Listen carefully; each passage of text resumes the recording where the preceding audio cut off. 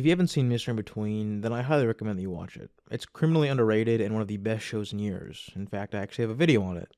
But with that shameless plug out of the way, let's talk about what came before Mr. Inbetween, a low-budget film called The Magician.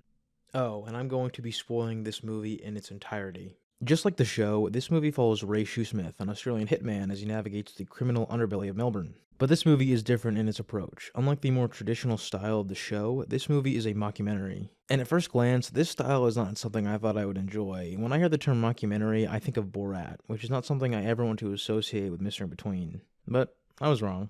This style works great for this movie, giving it this strange, surreal tone. It's like I'm watching one of those old Vice documentaries. The man recording all this footage is a film student named Max. Now, you never see his face, but he often talks to Ray, asking him questions about his life, and even attempting to dissuade him from violence. Sometimes they even have normal conversations, like arguing about if Clint Eastwood was in Dirty Dozen, or how much money it would take for Ray to eat a bowl of shit. Truly an intellectual discussion. All these great conversations take place in 3 plots interwoven with one-on-one interviews between Max and Ray. I enjoy all 3 stories, but there is a clear hierarchy of quality here.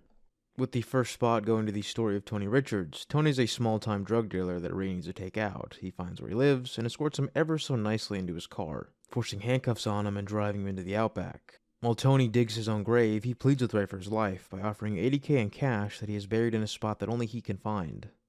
This grave scene is entertaining, but the whole time, all I could think was that Tony didn't seem terribly concerned with his imminent death, though perhaps you could chalk that up to him being involved in crime all of his adult life and becoming desensitized to it. Or the shock going through him realizing that this could be the very last moment of his life, digging his own grave in the dark, while a man taunts him and chews gum. Wonderful. Eventually, he convinces Ray to spare him for the time being, and they set off on a road trip to dig up the money. Also, Ray Shoesmith loves juicy fruit, which is a point in my book. Along the way, they discuss how Tony has been a drug dealer since 15, and he's mostly been selling ickies, which I believe is MDMA. I'm not well versed in Australian drug slang, but this AussieGov website lists some MDMA slang as eckie or eckie, so I'm just going to assume that it's MDMA, but if any Aussies want to correct me, go right ahead. During the conversation in the car, he also mentions that he has a daughter that he gets to see on the weekends, and then cut to them sitting in a parking lot of a fast food place, where they discuss what to eat. Ray wants a plain burger with onions, and Tony wants a chicken souvlaki, but it better have garlic sauce on it, otherwise he wants a burger. This conversation goes on a little too long and reminds me of those Family Guy skits that should have ended 30 seconds before, but it doesn't. Max goes and gets the food, Ray and Tony discuss cars, and cut to the meeting. Yay, Tony got a souvlaki. Guess they had garlic sauce after all. In the next scene, they discuss an unnamed actor being gay in Hollywood before arriving at a hotel. While Ray's in the shower, Tony asks Max if he thinks Ray will actually let him go. Then this happens. Yeah, I'm not sure what that is. Australian thing, I guess? I don't know. Anyway, they finally arrive to the abandoned building where Tony has got the money buried. He digs it up and... well, it's not money, but it is worth something. Ray is annoyed, but that baggie is worth $80K or more, so he lets Tony go. A happy ending for one of our stories. As I said before, this is my favorite of the 3, and this is because it's by far the most fleshed out story. I actually enjoyed Tony's character a lot, even if the acting left something to be desired, and Scott Ryan was enjoyable as always. The almost freestyle acting bits they're doing don't work as well as they probably wanted them to, but it works just well enough to feel like I'm really watching a hitman argue with his rather apathetic victim. And it's also nice to see that Ray can sometimes have mercy, however rare it might be.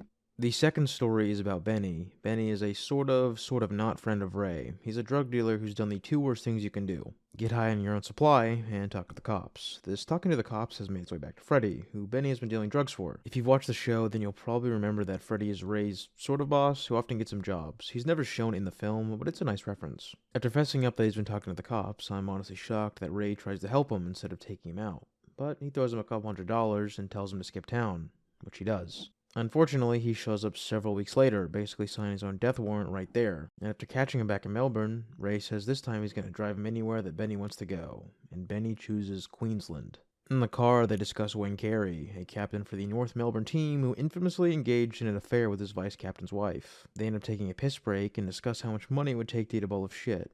It's $100 grand, by the way. Then this happens. Max doesn't really react to this at all.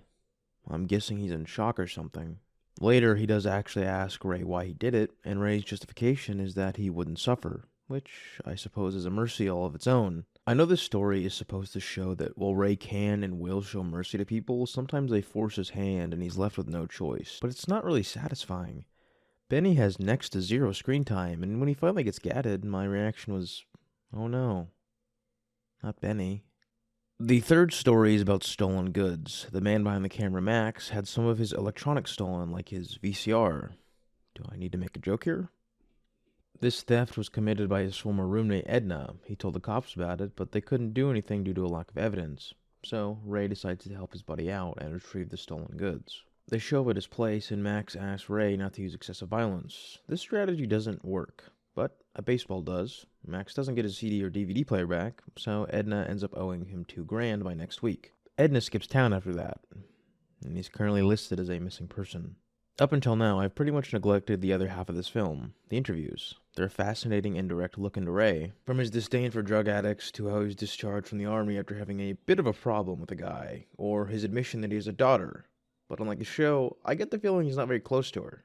It's neat to have a character get interviewed like this, and it's not something you get to see very often. I think overuse of this genre would become tiring very fast, but this film does it smart and does it right. Oh, and look at this neat transition. I always appreciate things like this. These three stories and the interviews are a great look into what we got and how we got there. It's not often that you get to see the alpha or beta version of a character, but here we do. By now, you've probably realized that a documentary like this doesn't make a lot of sense. It directly ties one man to two murders, kidnapping, assault, theft, and the list goes on. So the terms of release for this film are that it can never come out while Ray is still alive. As stated by the movie itself, Ray was actually shot outside his home 5 months after filming. You know, another aspect that doesn't make sense is Max. As he states in the movie, he could also be charged as an accessory for these crimes, and he never provides a solution. He just brushes it off, saying he'll figure it out, which is a cop-out. But I guess in the end it doesn't really matter because of how well Scott Ryan portrays Ray. I'm not sure if Scott was born with the acting bug or caught it along the way, but he's got it good. And I'm so happy that he's finally getting the recognition he deserves, because Mr. Inbetween is one of the best shows in years, and this movie is also a great watch. Please watch it. You can find it floating around on YouTube or even Stars if you're one of the 10 people who use that. That's all.